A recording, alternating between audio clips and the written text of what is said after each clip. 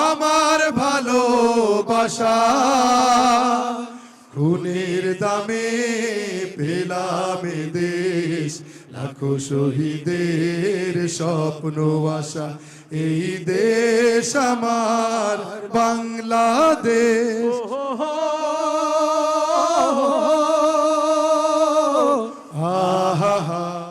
আজকের এই দিনটা আমাদের কাছে দুইটি দিক থেকে অত্যন্ত তাৎপর্যপূর্ণ।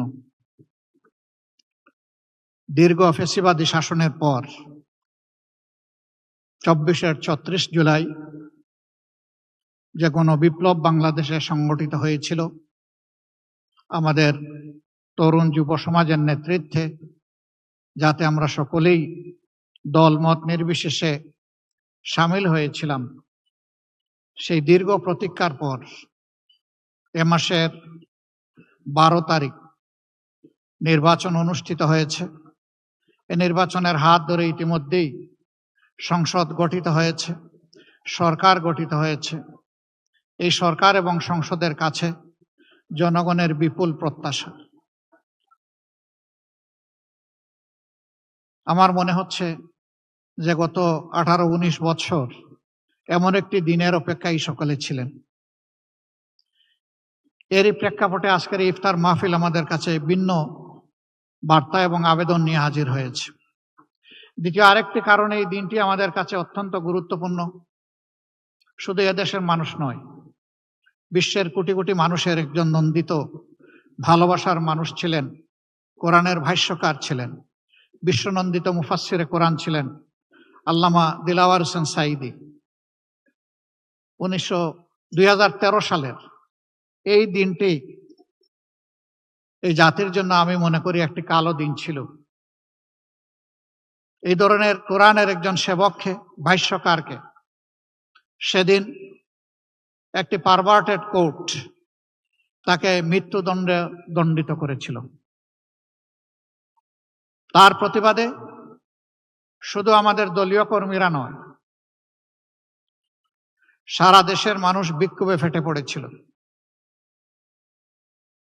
মানুষের এই স্বতঃস্ফূর্ত প্রতিবাদকে দমন করার জন্য সরকার অস্ত্রের ভাষা খুঁজে নিয়েছিল এবং একদিনেই ৭০ জন মানুষকে খুন করেছিল।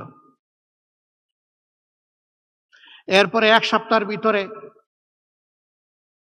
সর্বমোট ১৬৪ জনকে খুন করা হয়েছিল। আমি জানি না বিশ্বের ইতিহাসে দ্বিতীয় এমন কোন নজির আছে কিনা। আজকের এই দিনে আমি গভীর শ্রদ্ধার সাথে সেই মহান ব্যক্তিত্বকে স্মরণ করছি। মহান মওলায়ে আজিমের দরবারে দোয়া করছি, আল্লাহ যেন তার এই গোলামকে মর্যাদাবান শহীদের কাতারে সামিল করে নেন। আমাদের দুঃখ এখানে থেমে যায়নি। এ মানুষগুলোকে খুন করা হলো, তারপরে তাদের আপনজনের বিরুদ্ধেই আবার হত্যা মামলা টুকে দেওয়া হলো। সেই মামলায় অভিযুক্ত লোকেরা বিভিন্নভাবে নাজেহাল হয়েছেন, আবার অনেকের জীবন আদালতের আঙ্গিনা দেখার আগেই শেষ হয়ে গেছে, তাদের জীবন প্রদীপ নিভে গেছে। হাজার হাজার মানুষকে সেদিন গুলি করে আহত এবং পঙ্গু করা হয়েছে। সেই ক্ষত আমাদের মন থেকে খুব সহজে মুছে যাবার নয়। আল্লামা দিলওয়ার হোসেন সাঈদীর মতো করেই আরো বাকি সকলকেই দুইজন সাবেক আমির জনাব অধ্যাপক গোলাম আজম, হযরত মাওলানা মতিউর রহমান নিজামী, আমাদের সাবেক সেক্রেটারি জেনারেল আলী আহসান মোহাম্মদ মুজাহিদ, নির্বাহী পরিষদের সদস্য এবং ইস্টার্ন সেক্রেটারি জেনারেল জনাব কামারুজ্জামান, আব্দুল কাদের মোল্লা, মীর কাশেম আলী, একে একে তাদেরকে দুনিয়া থেকে বিদায় করা হয়েছে। আপনারা জানেন তার সংখ্যা 11।